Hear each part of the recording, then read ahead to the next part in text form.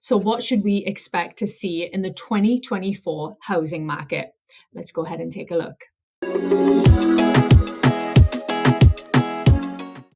So, today I have back with me our mortgage expert, Brian Royal from Royal Mortgage. Welcome back, Brian. Thanks for having me again. Yeah. Okay, so we are going to get into a little bit about what we can expect in the 2024 housing market. And we're going to include the interest rates because obviously that plays a huge part of what we're going to see coming up next year. So let's talk a little bit about kind of what we've seen in this present year of 2023.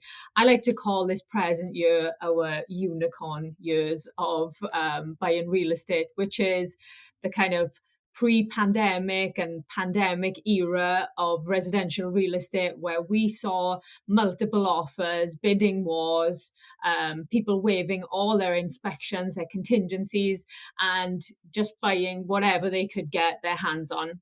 So we are no longer in that situation now. It has changed. We have now officially leveled in our pricing.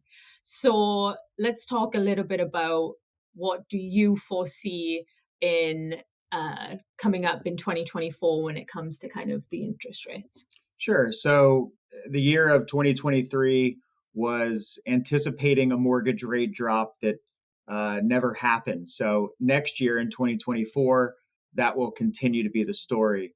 So we saw interest rates rise this year at a pretty dramatic pace. Mortgage rates hit their 15-year high, I believe, just recently. So the word on the street was that they were going to come down by the summer. Obviously, that didn't happen, but we still do expect mortgage rates to come down. We expect them to come down by next year's election. So by the 2024 election, the Federal Reserve has actually told us that this is what they would like to do because they never like to get involved with choosing or helping choose the president. They want to kind of stay away from the politics. So we do think that they're going to come down probably around next summer. Okay, well, good. That's good news for a lot of people because when it comes to home values, we are predicted, and again, this is just a prediction, we're predicted for an increase of between 3 to about 6.5%. And this will vary from state to state and town to town. We are in Northeast Florida. We've been very fortunate with our housing market to stay extremely level and even still appreciate in value just because we are still seen as having lower priced inventory. But one of our biggest things here in Northeast Florida and in most places around the country is we are still at a historic low for inventory. So, Brian, what do you think that does for kind of interest rates having that low? Sure. So this is not what the Fed wants to see, Yeah. which is why rates have stayed higher this year. So the Fed would love to see the supply get back to a normal level. So builders need to get back building way more properties. Do you think that there's a correlation between the fact that people during pre-pandemic were getting 2.75, 2.5, 3.25?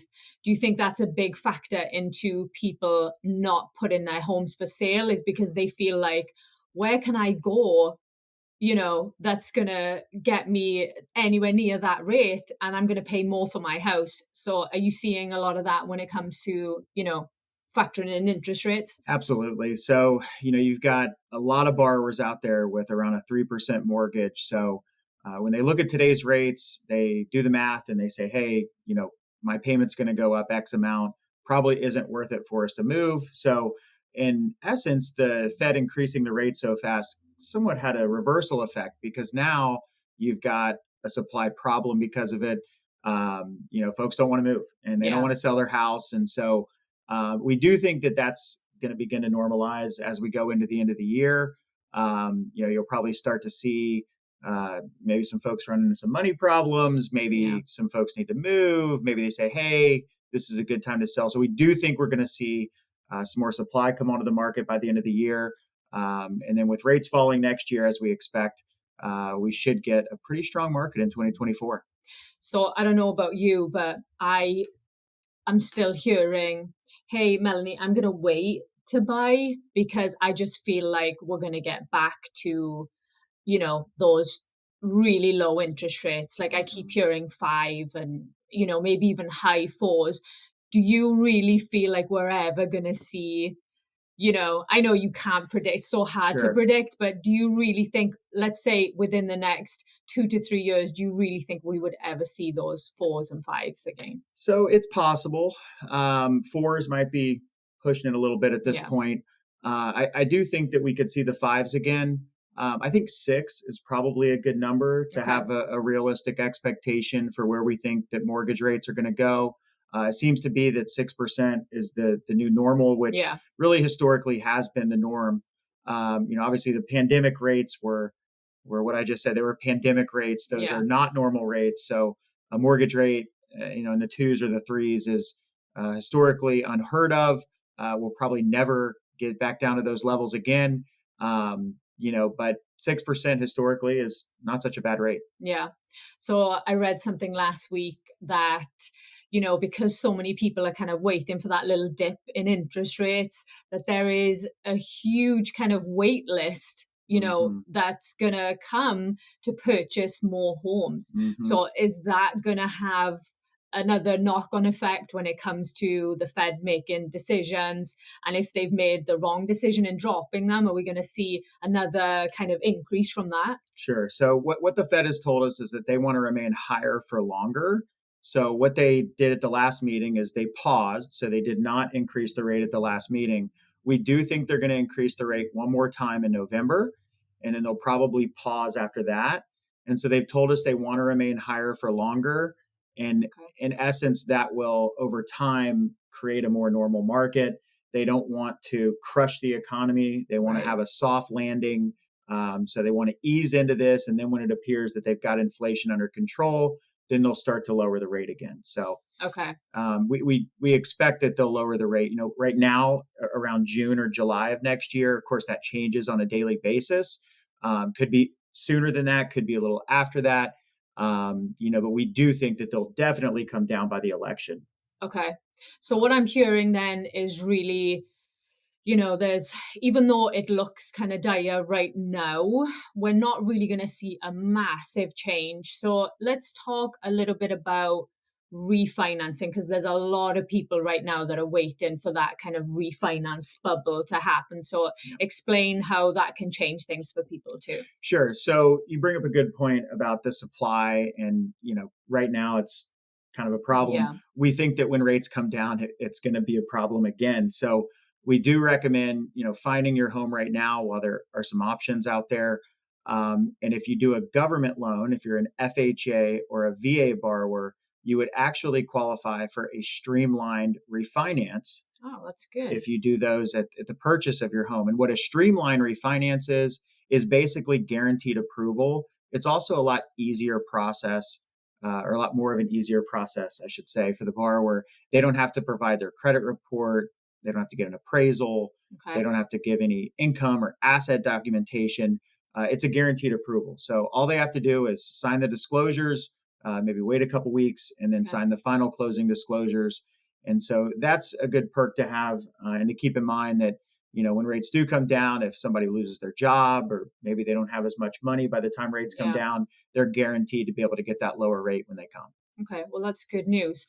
So let's sum up a little bit here. I Mhm. mean, from the residential real estate standpoint, my prediction is really going to be that not much is going to change. We are not going to dip in prices, and I'm speaking on behalf of Northeast Florida because that's where our market is, and that's what I know. So I don't think we're going to see a big downturn, and prices decreasing. The projection is to increase, like I said, that 3 to 6.5% increase, which is quite modest.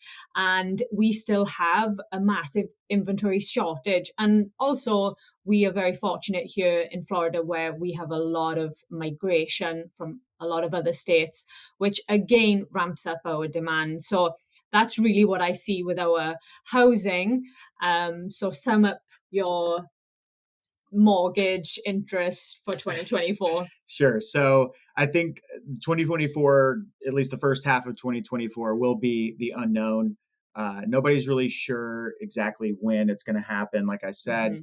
Mm-hmm. But I think the story of the second half of 2024 is going to be a good one. I think that you're going to see residential real estate be very strong. In any downturn that we would see in the economy, I expect residential real estate to lead us out of that, which may be a little different than commercial. Maybe some office buildings and things like that might struggle because of the Amazon effect, the work at home effect, et Okay. cetera. And so we think that residential will be the bright spot and is going to lead the economy out of any downturn that may cause. Okay, perfect. So I hope you got some good insight into the 2024 housing and interest rate market. If you have any questions, then I will put some links below that you can reach us. Brian, tell us something interesting about yourself before we leave. Well, I just did my ancestry.com and recently found out that even though my last name is Royal, I am actually 51% Scottish. All So right. very excited about that. And there you have it. Brian's 51% Scottish. Bye. Bye.